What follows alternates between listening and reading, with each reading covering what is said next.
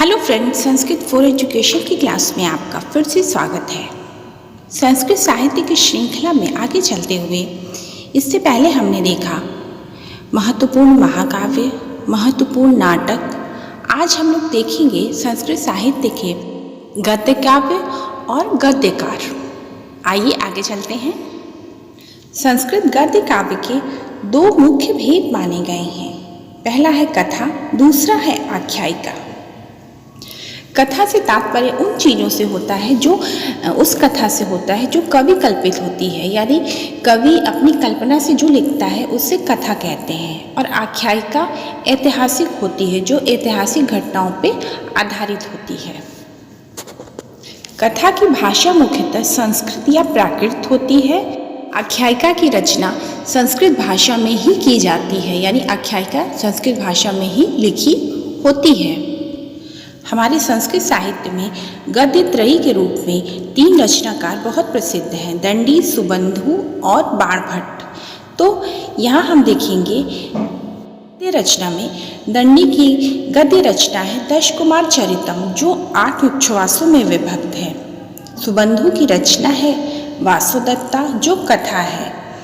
अगले हैं बाणभट्ट, जिनकी 2 रचनाएं हैं, एक तो कथा है और एक आख्यायिका है। तो बाणभट्ट की रचना हर्षचरितम 8 उच्छ्वासों की आख्यायिका है और कादम्बरी कथा है। विश्वेश्वर पांडे की मंदार मंजरी, ये भी गद्य काव्य है। गद्यकार अंबिका दत्त व्यास, जिनकी रचना है शिवराज विजयम, जो 12 निश्वासों में विभक्त है। यह एक ऐतिहासिक कथा है। ऋषिकेश भट्टाचार्य की रचना है प्रबंध मंजरी, जिसमें इन्होंने निबंधों का संग्रह दिखाया है। आइए आगे चलते हैं। दशकुमार चरितम के प्रणेता है आचार्य दंडी और इनके पिता का नाम है वेददत्त, माता का नाम है गौरी और आचार्य दंडी का समय है 600 ईस्वी, जो संभावित है। दशकुमार चरितम की उपजीविका का श्रेय गुढ़ाढ्यकृत बृहत कथा को दिया जाता है। इनकी प्रमुख रचनाएं हैं अवंती सुंदरी कथा, दशकुमार चरितम, काव्यादर्श, छंदो विचिति, काला परिच्छेद और द्विसंधानम काव्य इन रचनाओं की श्रेणी में आते हैं। दंडी परिष्कृत गद्य शैली के जन्मदाता है और इनकी वैदर्भी शैली प्रमुख है। इसमें प्रसाद और माधुर्य गुण भी है। आगे चलते हैं। अगले हैं दोस्तों, आपकी सुविधा के लिए हम दशकुमार चरितम की संक्षिप्त कथा का वर्णन यहाँ कर देते हैं, क्योंकि अगर आपको कथा रहेगी तो उससे संबंधित जो भी प्रश्न होंगे उसे हल करने में आपको काफ़ी सरलता मिलेगी। आपकी सुविधा के लिए दशकुमार चरितम की संक्षिप्त कथा। मगध देश की राजधानी पुष्पपुरी पर राजहंस का शासन था। उसके 3 मंत्री थे, धर्मपाल, पद्मोद्भव और सितवर्मा। पहले जो धर्मपाल के सुमंत्र, सुमित और कामपाल, दूसरे के पद्मोद्भव के सुश्रुत, रत्नोद्भव और तीसरे के सितवर्मा और सुमति और सत्यवर्मा पुत्र थे। इनमें से कामपाल बहुत आवारा किस्म का था, अतः वह घर छोड़कर चला गया। रत्नोद्भव समुद्री व्यापार में लग गया और सत्यवर्मा संसार की असारता से खिन्न होकर तीर्थ यात्रा पर निकल गया। शेष 4 मंत्री सुमंत्र, सुमित, सुश्रुत और सुमति बड़े होकर राजहंस के मंत्री बने। राजहंस सर्वथा सुखी होने पर भी संतानहीनता के कारण बहुत दुखी रहते थे। मालवा नरेश मानसार ने एक बार मगध पर आक्रमण किया। वह परास्त होकर बंदी बनाया गया। राजहंस ने दया करके उसे मुक्त कर दिया और उसका राज्य उसे लौटा दिया। पराजित मानसार ने शिव की आराधना से एक मारक गदा प्राप्त की और पुनः राजहंस पर चढ़ाई की। इस बार मानसार की जीत हुई। घायल राजहंस वन में पहुंचे। मंत्रियों सहित रानियां वन में सुरक्षित पहुंच गई थीं। वे पति को लापता समझकर सती होने को तैयार ही थीं कि विलाप कर रही थी। तभी राजहंस ने वहां पहुंचकर उन्हें बचा लिया। स्वस्थ होकर राजहंस ने वामदेव नामक एक तपस्वी की सेवा की और उन्हें अपने दुख की बात बताई। ध्यान लगाकर वामदेव ने बताया कि राजहंस के एक पुत्र होगा। वह अपने साथियों के साथ विजय अभियान करके खोया हुआ राज्य पुनः प्राप्त करेगा, शत्रुओं का नाश करेगा। वामदेव की भविष्यवाणी सत्य हुई। राजा के पुत्र हुआ, उसका नाम उन्होंने राजवाहन रखा। लगभग इसी समय 4 मंत्रियों के 4 पुत्र हुए। उनके नाम मित्रगुप्त, मंत्रगुप्त, विश्रुत और प्रमति रखे गए। राजवाहन सहित इन 4 मंत्रियों का भी पालन करने लगे। तभी उनके आवारा मंत्री पुत्र कामपाल का पुत्र अर्थपाल समुद्री व्यापार पर गए, रथोद्भव का पुत्र पुष्पोद्भव और तीर्थयात्रा पर गए, सत्यवर्मा का पुत्र सोमदत्त अपने पिताओं के विभिन्न दुर्घटनाओं में ग्रस्त हो जाने के कारण राजहंस के पास वापस आ गए। इसी समय राजहंस को ज्ञात हुआ कि मानसार के साथ युद्ध में उनके हारने से खिन्न उनका मित्र मिथिला नरेश प्रहार वर्मा हताश होकर अपने परिवार के साथ राज्य की ओर लौट रहा था। मार्ग में सवर्ण सेना ने आक्रमण कर उसे मार दिया। रानियां विमुक्त हो गई। उस विपन्न अवस्था में रानियां 2 पुत्रों को जन्म देकर दिवंगत हो गई। वे दोनों बालक अपहार वर्मा और उपहार वर्मा भी राजहंस के पास लाए गए। इस प्रकार राजहंस ने 10 कुमारों, अपना पुत्र और 7 मंत्री पुत्र और 2 प्रहार वर्मा के पुत्रों का पालन किया। ये 10 कुमार बड़े होकर दिग्विजय के लिए निकले और अपने अभियान के समय सभी एक दूसरे से अलग हो गए। अंत में ये सभी कुमार एक एक करके राजवाहन को मिले और अपनी साहसिक विजय गाथा को सुनाते हैं। इन 10 कुमारों की साहसिक विजय गाथा को 10 कुमार चरितम में निबंध किया गया है।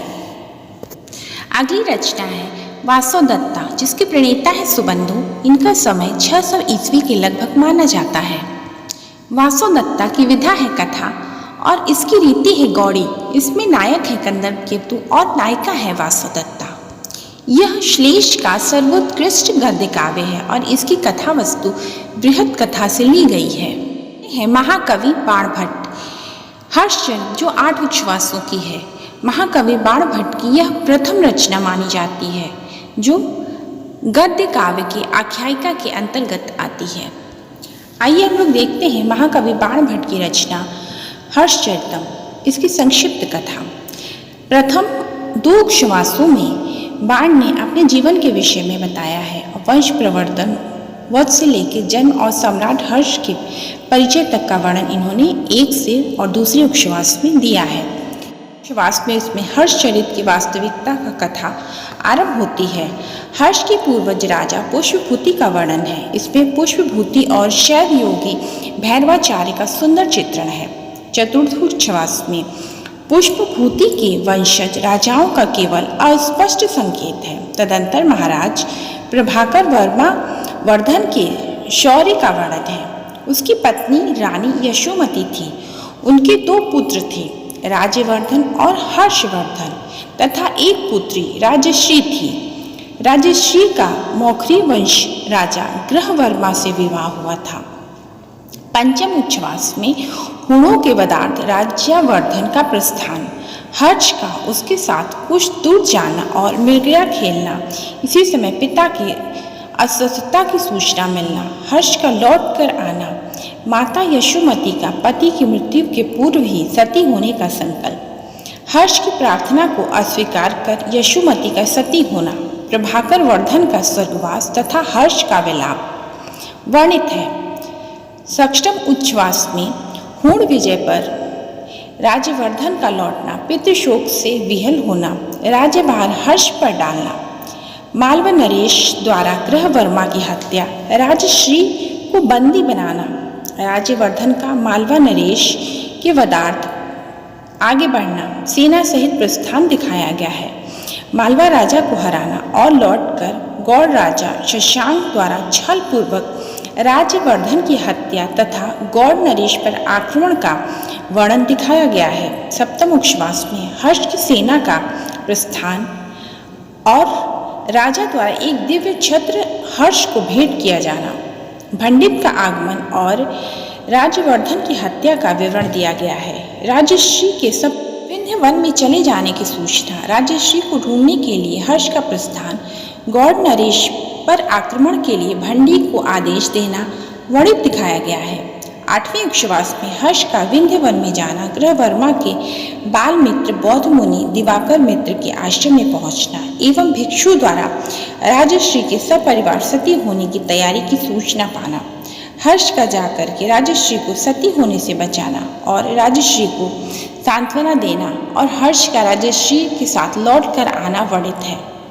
अगली रचना है कादम्बरी, जो कथा भेद के अंतर्गत आती है। इसमें बाण ने पांचाली रीति का प्रयोग किया है और इसमें 3 जन्मों की कथा का विस्तार से वर्णन दिखाया गया है। विश्वेश्वर पांडे की रचना है मंदार मंजरी।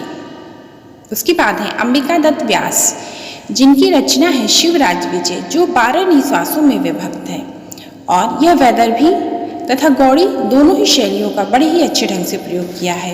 ये रस प्रधान कथा है।